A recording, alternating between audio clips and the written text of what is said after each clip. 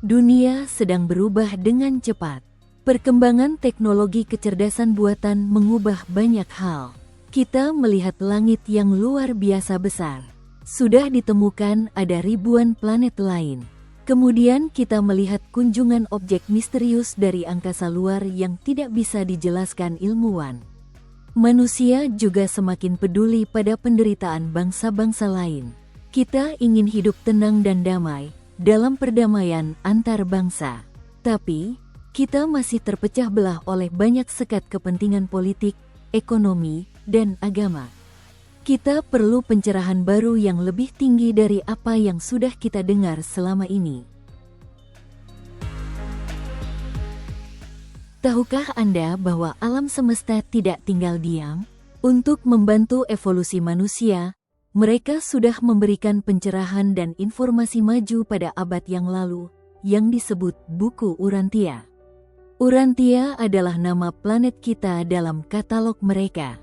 Kata mereka, kita ada dalam keluarga alam semesta yang sangat besar, dan mereka menciptakan dan mengendalikan evolusi planet-planet. Buku Urantia itu tulisan dari alam semesta. Tebalnya 2000 halaman, mencakup segala sesuatu secara terintegrasi, sehingga banyak orang sulit membacanya. Kita tidak mungkin membahas semua isinya dalam satu video atau tulisan. Video ini hanya akan menampilkan beberapa konsep penting mengenai Tuhan dan manusia. Konsep ini sangat penting karena akan mengubah hidup Anda dan cara Anda melihat Tuhan, manusia, dan alam semesta. Anda akan mendengar beberapa pengantar buku Urantia tentang Tuhan dan manusia, antara lain. Sumber pertama seluruh kosmos ini. Status manusia di hadapan Tuhan dan alam semesta. Tuhan yang menunjukkan dirinya dalam wujud manusia. Asal-usul dan takdir manusia di alam semesta. Dan Tuhan yang mendiami batin manusia. Kita akan mendapat gambaran tentang Tuhan dan diri kita, dari mana kita berasal, bagaimana kita menjadi ada, dan tujuan hidup kita.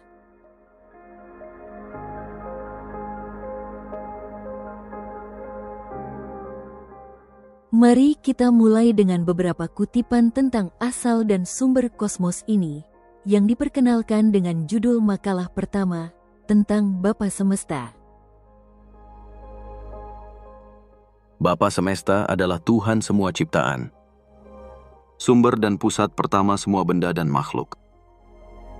Pertama pikirkan Tuhan sebagai pencipta, kemudian sebagai pengendali, dan terakhir sebagai penopang tanpa batas.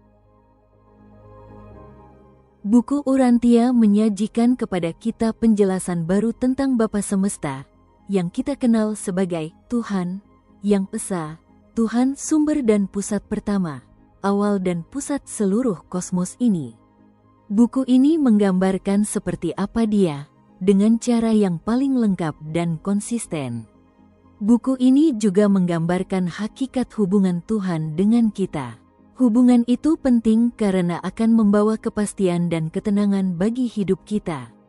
Mari kita dengarkan lebih lanjut beberapa kutipan berikut ini tentang Tuhan. Sekalipun bahwa Tuhan itu adalah suatu kuasa yang kekal, hadirat yang agung, ideal yang transenden, dan roh yang mulia, walaupun Dia adalah semuanya ini, dan lebih lagi secara tanpa batas, namun Dia sesungguhnya dan selamanya adalah kepribadian pencipta yang sempurna, suatu pribadi yang dapat mengenal dan dikenal, pribadi yang dapat mengasihi dan dikasihi, dan pribadi yang dapat menjadi sahabat kita.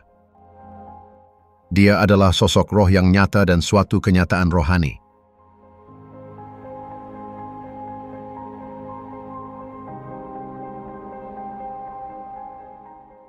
Bahkan keindahan dan kebenaran akan terpisah dari harapan keselamatan bila hal-hal tersebut bukan sifat-sifat dari Tuhan yang berpribadi, Bapa yang pengasih. Hanya antar pribadi yang saling dapat dikenal dan mengenal, dapat dikasihi dan mengasihi, Demikianlah dasar hubungan kita dengan Tuhan adalah hubungan antar pribadi. Beragam jenis makhluk cerdas yang mampu mengasihi Tuhan dan dikasihi olehnya, dan yang, dengan menjadi mengenal Tuhan seperti itu, makhluk-makhluk itu dapat memilih untuk menjadi seperti Dia, bisa memilih untuk mencapai Firdaus dan menemui Tuhan.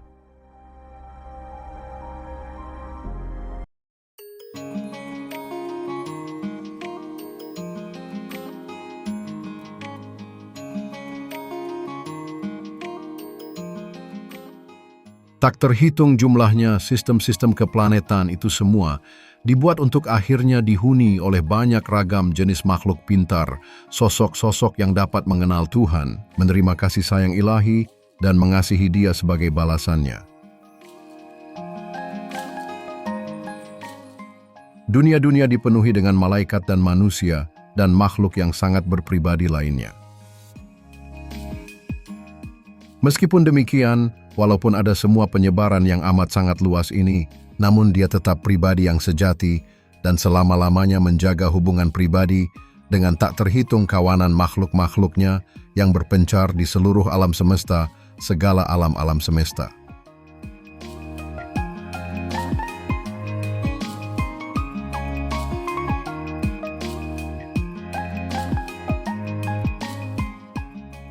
Tuhan itu tidak tinggal di rumah buatan manusia di bumi. Dia terlalu besar. Dia adalah pusat kosmos yang terdiri dari miliaran galaksi. Kita tidak paham seperti apa pusat kosmos itu. Sebagai gambaran, coba kita lihat sebuah pusat galaksi. Pusat galaksi kita adalah sebuah black hole supermasif yang masanya jutaan kali matahari kita. Tempat seperti itu jauh melampaui pikiran kita. Tuhan itu maha besar. Itulah yang disampaikan buku Urantia.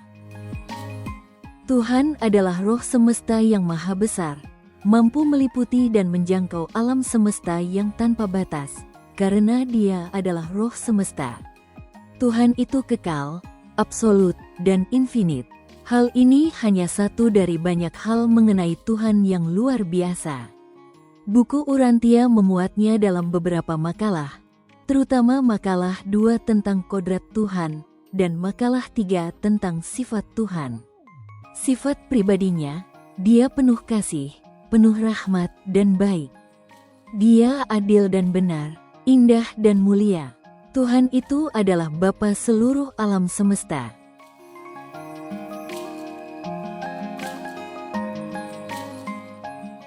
Lalu bagaimana dengan manusia? Apa status manusia di hadapan Tuhan? Dengarkan kutipan berikut. Kamu semua adalah anak-anak Tuhan. Kamu adalah anak-anak dari Bapa Surgawi. Tuhan adalah Bapa alam semestamu, dan kamu semua adalah anak-anak planetnya.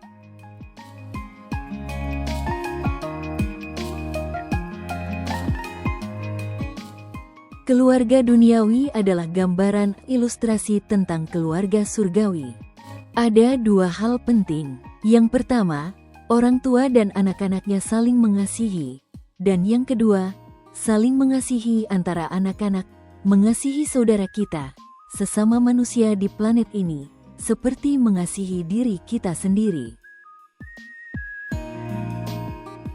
Seorang bapa yang baik mencukupi hidup anak-anaknya. Dia mendengar permintaan anak-anaknya. Dia juga peduli masa depan anak-anaknya. Tapi, dia juga akan memberikan disiplin jika anak itu nakal. Disiplin itu untuk mengajar kita, bukan untuk menghancurkan kita. Jika manusia tahu dirinya adalah anak dari Sang Bapa, bagaimana manusia berbicara kepadanya? Doa itu ungkapan hati antara 2 pribadi, antara manusia dan Tuhan yang pengasih, untuk setiap kebutuhan dan kesulitan yang dialami dalam hidup ini. Tuhan Allah itu penyayang dan pengasih. Ia itu mengampuni. Marilah kita mengasihi Tuhan, karena Ia lebih dahulu mengasihi kita. Oleh kasih Tuhan dan melalui rahmat-Nya, kita akan diselamatkan. Orang miskin dan orang kaya adalah saudara. Tuhan adalah Bapa mereka. Bagi kamu dan semua makhluk lain yang mengenal Tuhan, Dia adalah Esa, Bapamu dan Bapa mereka. Kepada kepribadian, Tuhan tidaklah bisa jamak. Tuhan adalah Bapa kepada setiap makhluknya dan benar-benar mustahil bagi setiap anak untuk memiliki lebih dari satu Bapa. Orang-orang akan lebih baik memahami kabar baik ketika hal itu disajikan dalam istilah-istilah yang menyatakan hubungan keluarga. Ketika manusia memahami agama sebagai ajaran kebapaan Tuhan dan persaudaraan manusia sebagai anak Tuhan. Kalau demikian, benarkah Tuhan itu ada? Dapatkah kita lihat Tuhan itu mengasihi makhluk ciptaannya? Seperti apa kasih sayangnya itu? Meskipun Bapa semesta itu tidak dapat dilihat di pusat kosmos, tapi Dia mengutus putranya agar datang menjadi manusia biasa, demi untuk menunjukkan dirinya sebagai Bapa secara nyata kepada kita. Karena Dia datang sebagai manusia, maka kita dapat melihat Bapa itu dengan melihat manusia ini. Kisahnya dimuat secara detail dalam bagian 4, buku Urantia, lebih dari 700 halaman isi buku ini. Kisah ini paling lengkap dan terperinci tentang Yesus, yang diwahyukan oleh penulis-penulis dari alam semesta.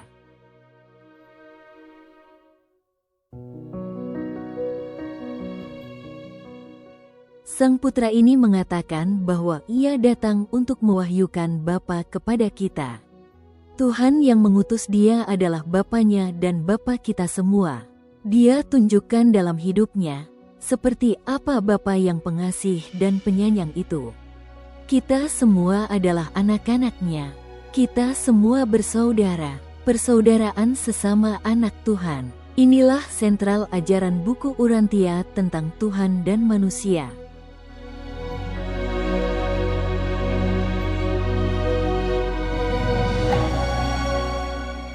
Seperti apa sikap dan perbuatan Yesus kepada orang-orang di sekitarnya ketika Ia berkeliling menceritakan kabar baiknya. Kita lihat makalah 171, pasal 7, tentang Yesus dan bagaimana sikapnya kepada manusia. Yesus menjalankan misi untuk mewahyukan Bapa semesta. Jadi, dari hidupnya, Anda akan mendapat gambaran sikap Tuhan Sang Bapa kepada kita. Yesus menyebarkan kegembiraan kemanapun Dia pergi. Dia penuh kasih karunia dan kebenaran. Rekan-rekannya tidak pernah berhenti mengagumi kata-kata ramah yang keluar dari mulutnya. Yesus benar-benar memahami manusia. Oleh karena itu, Dia dapat menunjukkan simpati yang sungguh-sungguh dan memperlihatkan belas kasihan yang tulus. Yesus bisa membantu manusia begitu rupa karena Dia mengasihi mereka begitu tulus. Dia benar-benar mengasihi setiap pria, setiap wanita, dan setiap anak. Dia bisa menjadi teman sejati seperti itu karena wawasannya yang luar biasa. Dia tahu sepenuhnya apa yang ada dalam hati dan pikiran manusia.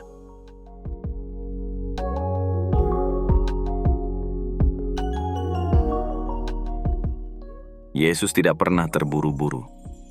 Dia punya waktu untuk menghibur sesama manusia waktu Dia sedang lewat, dan Dia selalu membuat teman-temannya merasa nyaman. Dia adalah seorang pendengar yang mempesona.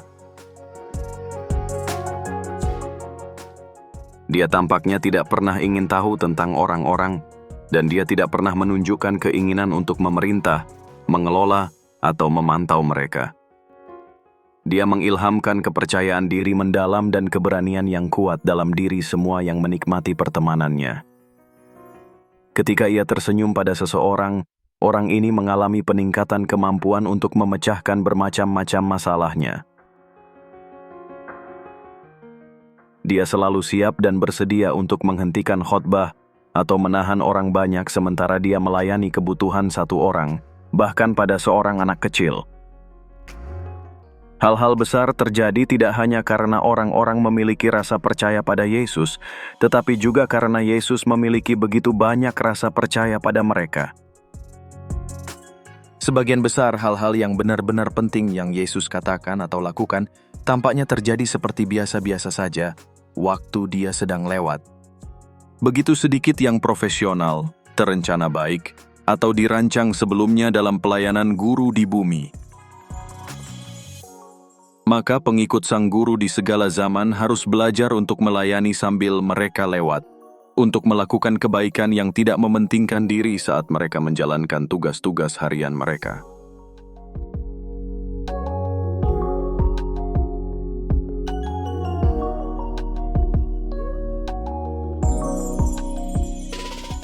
Demikianlah Tuhan memperagakan, mendemonstrasikan dirinya sebagai manusia biasa, agar menjadi pedoman dan panutan hidup kita, agar berhasil dalam perjalanan kita menuju ke Firdaus.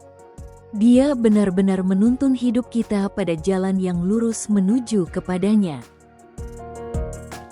Bacalah buku Urantia, yang memuat sejarah manusia ini secara sangat lengkap. Setiap tanggal, setiap perkataan, setiap pikiran, dan setiap perbuatannya.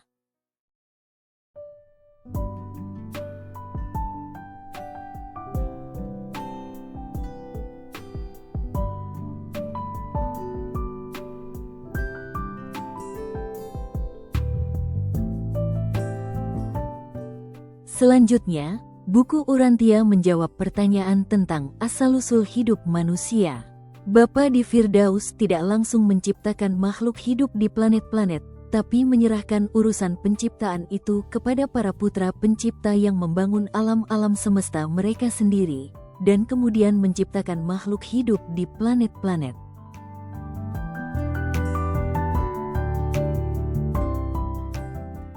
Alam semesta lokal kita disebut Nebadon. Pencipta dan penguasa alam semesta lokal ini disebut putra pencipta atau Mikhail Nebadon. Buku Urantia juga memperkenalkan pasangan beliau, yaitu Roh Ibu Semesta. Mereka berdua sering disebut putra pencipta dan putri kreatif, atau putra semesta dan Roh Ibu Semesta. Bapa Semesta memberikan wewenang kehidupan kepada pasangan pencipta ini untuk setiap galaksi yang mereka ciptakan. Sang Putra Pencipta memberikan desain, sedangkan Roh Ibu Semesta membuat materialisasinya. Dalam buku Urantia juga diuraikan secara terperinci struktur organisasi alam semesta ini, yang mencakup nama-nama dan fungsi para pejabat dan pengelola alam semesta ini. Ada sebagian yang mungkin pernah Anda dengar, misalnya Gabriel, Melkisedek, malaikat Serafim, dan banyak yang lain.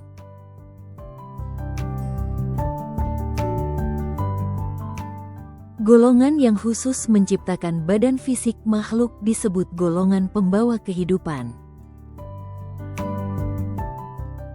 Mereka yang merancang dan membuat sel dan badan makhluk menggunakan sains dan teknologi canggih dari bahan organik. Mereka melakukan jutaan eksperimen ilmiah spesifik untuk satu proses biokimia kehidupan saja.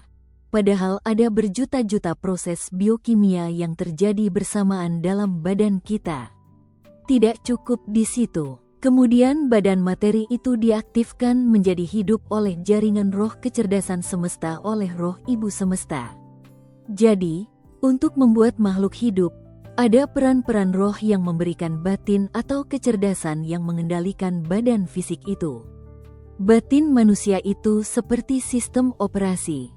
Sumber batin kecerdasan itu adalah Roh Ibu Semesta, yang memberi kecerdasan mulai dari yang paling sederhana sampai yang paling kompleks. Makhluk hidup itu diciptakan kemudian dikembangkan secara evolusi dari bentuk yang paling sederhana agar dapat hidup di lingkungan. Proses evolusi melalui mutasi genetik mengembangkan makhluk hidup menjadi semakin kompleks dan canggih, tanpa banyak intervensi biologis.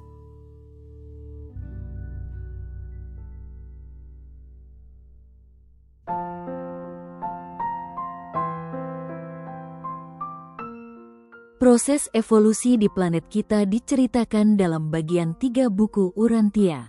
Diperlukan waktu miliaran tahun, dari terbentuknya tata surya, terjadinya planet bumi, penanaman kehidupan pertama, sampai akhirnya berevolusi menjadi manusia pertama, evolusi manusia, dan seterusnya sampai Anda sekarang. Anda dapat membaca proses yang panjang ini secara masuk akal, dan sesuai penemuan ilmiah, dalam bagian 3, agar kita paham bahwa manusia itu hasil dari pekerjaan Tuhan dan alam semesta. Setelah itu, buku Urantia bahkan menceritakan perjalanan panjang manusia dari bumi melewati alam semesta, dan akhirnya menemui Tuhan di Firdaus. Hidup di dunia ini sementara dan singkat. Tuhan punya rencana besar untuk manusia.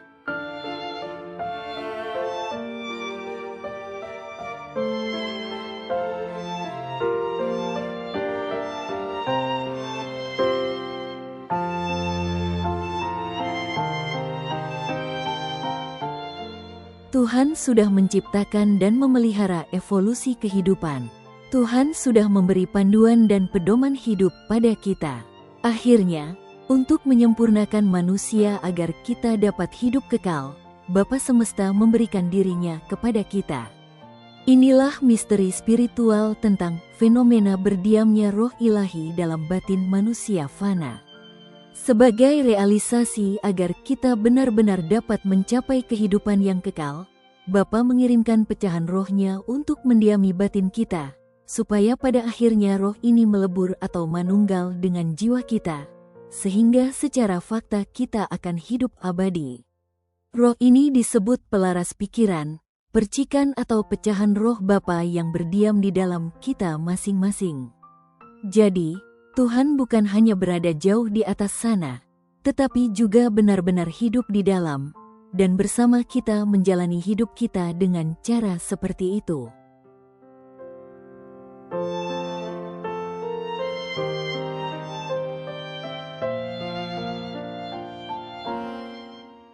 Makalah 107-111 menerangkan pewahyuan baru tentang pelaras pikiran, percikan atau pecahan rohnya Bapa yang mendiami diri kita masing-masing, dan siapa yang didiami oleh sesosok pelaras ilahi itu didiami oleh Bapa Firdaus. Kesadaran akan kehadiran pelaras adalah kesadaran akan kehadiran Tuhan. Fakta ini menarik, sebab kita dapat melakukan komunikasi dengan roh yang di dalam itu. Kata buku Urantia, inilah bukti bahwa Tuhan itu ada dalam diri Anda sebagai fakta.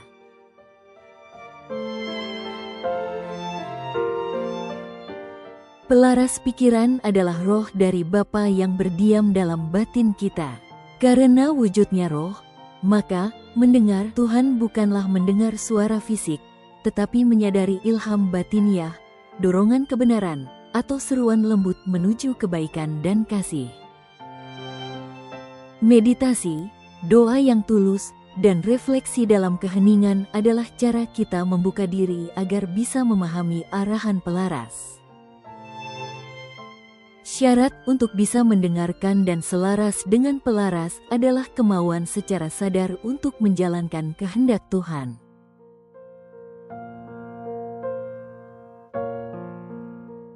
Namun demikian memang buku Urantia juga menganjurkan kita berhati-hati, karena sebagian besar suara dari dalam itu muncul dari hati nurani dan alam bawah sadar kita sendiri, bukan dari roh ini.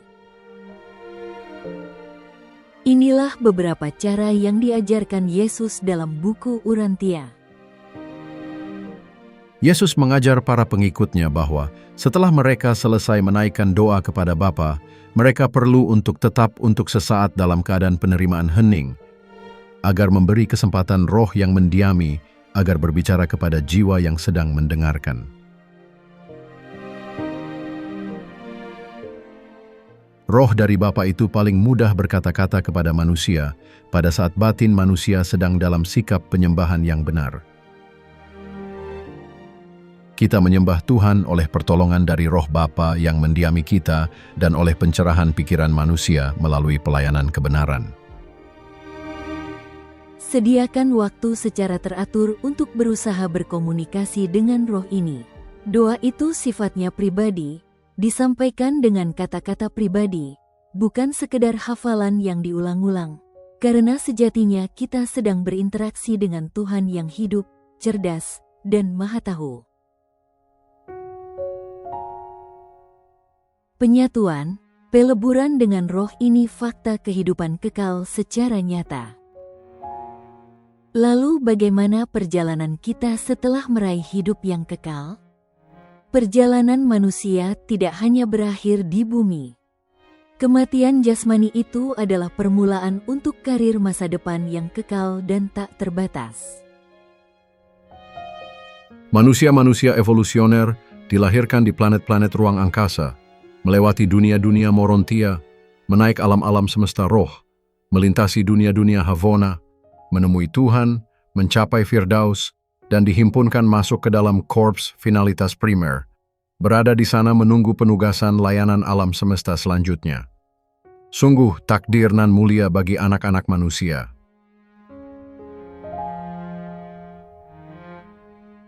Alam semesta ini berasal dari Bapa Semesta yang Esa, dan manusia adalah anak-anak semestanya. Dia menciptakan kehidupan di planet-planet, memberikan pribadi yang unik, sehingga dia mengenal kita satu persatu, mengutus putranya sebagai jalan dan pedoman, dan bahkan memberikan percikan rohnya sendiri kepada kita, supaya pada akhirnya kita akan hidup selama-lamanya bersama dia di alam semesta ini. Bapa sangat mengasihi Anda dan saya, manusia, anak-anaknya. Sebetulnya masih banyak hal tentang Tuhan dan kosmos yang tidak dapat dibahas dalam video singkat ini. Buku Urantia membahas asal-usul, sejarah, dan tujuan yang terbesar yaitu kosmos, kemudian galaksi atau alam semesta, planet bumi, umat manusia, dan pribadi kita sendiri. Semua dibahas mulai dari asal-usul, evolusi, dan takdir secara sistematis. Jika Anda ingin belajar lebih lanjut, saya menyarankan untuk berkunjung ke urantia.org, urantiabook.org, dan sebagainya. Kami di Indonesia sedang membangun situs web urantiahub.org. Anda akan dapat berkenalan dengan sesama pembaca yang lain. Zaman sudah tiba untuk pewahyuan baru yang lebih komprehensif. Sudah waktunya kita memperluas wawasan kosmik dan persepsi spiritual. Terima kasih untuk perhatian Anda. Jangan lupa like, share, subscribe, dan menulis pendapat.